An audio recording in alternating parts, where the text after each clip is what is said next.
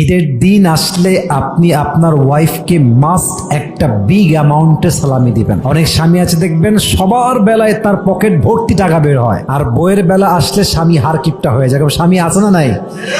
আমার মনে হয় যেই স্বামী তার বউকে ঈদের দিন সালামি দিতে পারে না তার মতো ফকিন্নি আর কেউ হতে পারে না, ঠিক কিনা বলেন? অনেক স্বামী আছে দেখবেন 200 টাকা 500 টাকা সালামি দেয়। আমার মনে হয় যে ঈদের দিন প্রত্যেকটা স্ত্রীর জন্য সর্বনিম্ন ঈদ সালামি হওয়া দরকার 1000 টাকা, ঠিক না?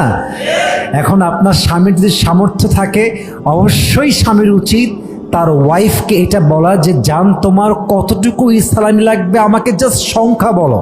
তুমি আমার বিশ্বাস রেখেছো, তুমি আমার বাচ্চার মা, তুমি আমার লাইফের সব কিছু, তোমার যতটুকু লাগে জাস্ট সংখ্যা বলো। তোমার যা লাগবে আমার সামর্থ্য অনুযায়ী আমি অবশ্যই দেওয়ার চেষ্টা করব, ঠিক কিনা বলেন? আল্লাহ প্রত্যেকটা স্বামীকে আমল করার তৌফিক দান করে পড়েন সবাই আমিন।